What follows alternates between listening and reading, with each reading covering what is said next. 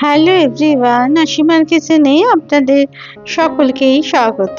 এই আমের সিজনে যদি একবার বাড়িতে ম্যাঙ্গো আইসক্রিম না হয় তাহলে বাচ্চাদের মনটা কিন্তু বেশ খারাপ হয়ে যায়।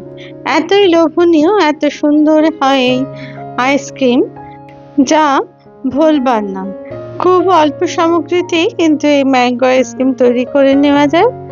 আর আজকে এই ম্যাঙ্গো আইসক্রিম বানানোর সাথে সাথে কিন্তু পুরোটাই শেষ হয়ে গেছে। তাহলে আসুন রেসিপিটা দেখে নেওয়া যাক। আমি এখানে 4টে আম নিয়ে নিয়েছি এই ম্যাঙ্গো আইসক্রিম বানানোর জন্য। প্রথমে আমগুলোকে ভালো করে ধুয়ে জলে ভিজিয়ে রেখে তারপরে আমি শুকনো করে তারপরে আমের খোসাটাকে প্রথমে ছাড়িয়ে নিলাম। ছাড়িয়ে নিয়ে এরকম দুটো টুকরো করে সেগুলোকে ছোট ছোট আকারে কেটে নিলাম। এইভাবেই সব আমগুলো আমি কেটে নিলাম। আর এগুলোকে একটা মিক্সার জারে দিয়ে দিলাম পেস্ট তৈরি করে নেওয়ার জন্য।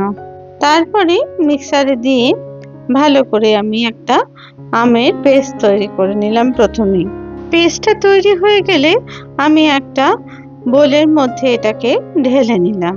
তারপরে আমি আর একটা ছোট মিক্সার জারে দিয়ে দিলাম 200 গ্রাম মতো কাজু বাদাম। এই কাজু বাদামটাকে আমি ভালো করে গুঁড়ো করে নিলাম। অন্যদিকে একটা কড়াই বসিয়ে প্রথমে দিয়ে দিলাম এর মধ্যে 1 চামচ মতো ঘি। ঘিটা ভালো করে গরম করে কড়াইয়ের গায়েতে মাখিয়ে নিলাম, যাতে করে দুধ কোনো কারণেই কড়াইয়ের গায়েতে ধরে না যায়। এরপর এর মধ্যে আমি দিয়ে দিলাম 500 মিলিলিটার মতো দুধ।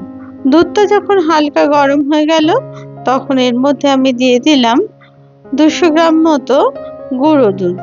গুঁড়ো দুধটাকে ভালো করে হুইস্কের সাহায্যে মিশিয়ে নিলাম, যাতে করে গুঁড়ো দুধের কোনো ডালা অংশ না থাকে। তারপরে স্প্যাচুলা দিয়ে এটাকে অনবরত কিন্তু নাড়তে থাকলাম। মনে রাখতে হবে দুধ কোনো কারণেই যেন তলায় ধরে না যায়।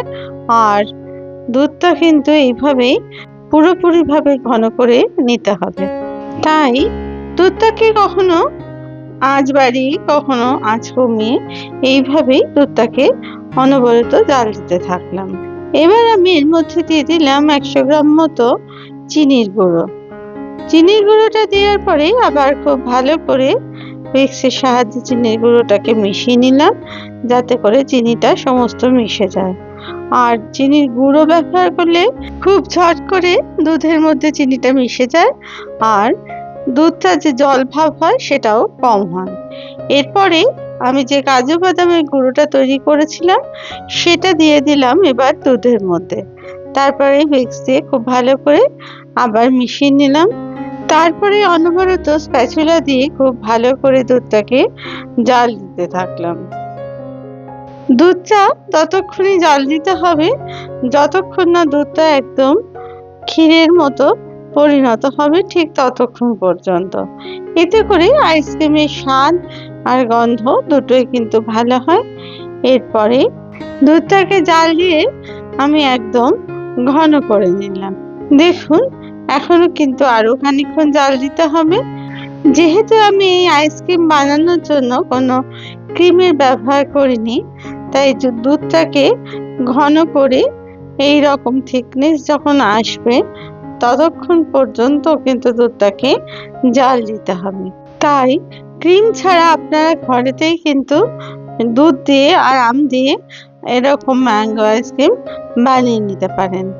এরপরে আমি এর মধ্যে দিয়ে দিলাম 3টে এলাচ। এলাচ দিলে দুধের গন্ধটা খুব ভালো হয়, তার জন্য আমি এটা ব্যবহার করলাম। দেখুন, দুধটা কিন্তু অনেকটাই ঘন হয়ে এসেছে।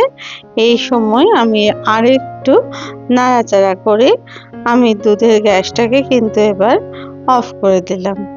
দিয়ে আমি খানিকক্ষণ নেড়ে দিলাম, যাতে করে তলাটা কোনো কারণেই যেন ধরে না যায় আর ডেলা ভাব তৈরি না হয়। সেই কারণে আমি কিন্তু এখন গ্যাসটাকে পুরোপুরি অফ করে দিয়েছি।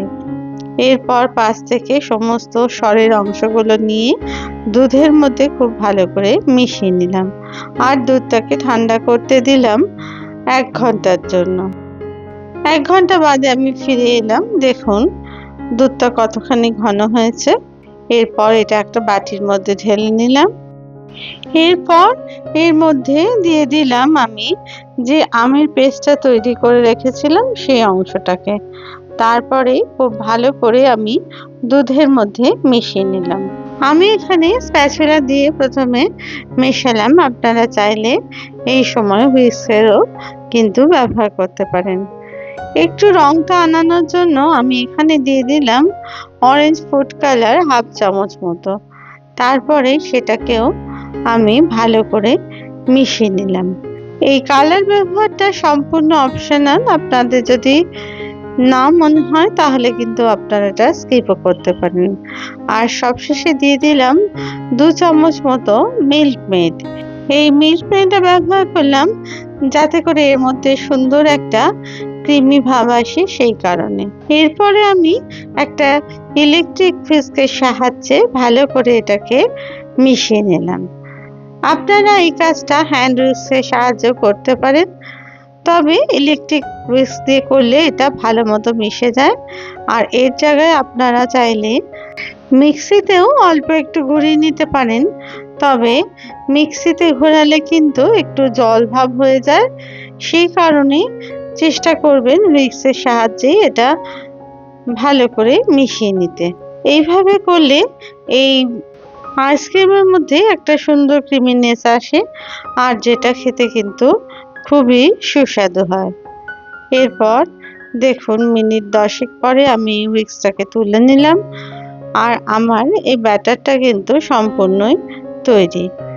এরপর আমি এটাকে ঢেলে নিলাম যে কাঁচের বাটিতে আমি তৈরি করব তার মধ্যে। খানিকটা অংশ আমি এর মধ্যে ঢেলে দিলাম আর তারপরে একটা ফয়েল দিয়ে খুব ভালো করে মুড়ে দিলাম যাতে করে ভেতরে কোনো জল ভাব না থাকে বা জল না ঢুকে যায়, কারণ এটাকে আমি ডিপ ফ্রিজে রেখে দেব। অন্য যে বাদবাকি ব্যাটারটা ছিল সেটাকে দিয়ে দিলাম একটা প্লাস্টিকের বক্সের মধ্যে।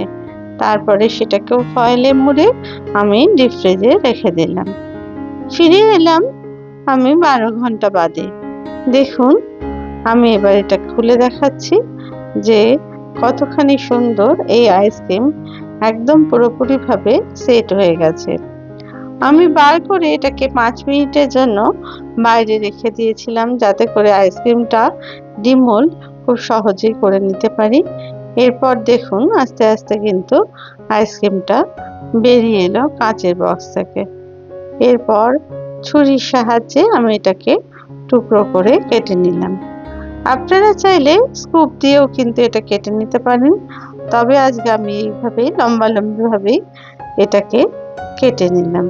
এত সুন্দর আর এত আমের স্বাদে ভরপুর আইসক্রিম তৈরি হয়েছে যে বলার অপেক্ষা রাখে না। তাই আপনাদের যদি এই রেসিপি ভালো লেগে থাকে তাহলে প্লিজ লাইক, শেয়ার আর কমেন্টস করতে ভুলবেন না। আর আপনারা যদি আমার চ্যানেলের নতুন বন্ধু হন তাহলে প্লিজ চ্যানেলটিকে সাবস্ক্রাইব করে আমার পাশে থাকবেন আর পাশে থাকা বেল আইকনটিকে প্লিজ প্রেস করে দেবেন যাতে করে নতুন রেসিপি দিলেই সহজেই তা আপনাদের কাছে পৌঁছে যায়। আবার নতুন রেসিপি নিয়ে আপনাদের কাছে হাজির হব। আপনারা সবাই খুব ভালো থাকবেন। ধন্যবাদ।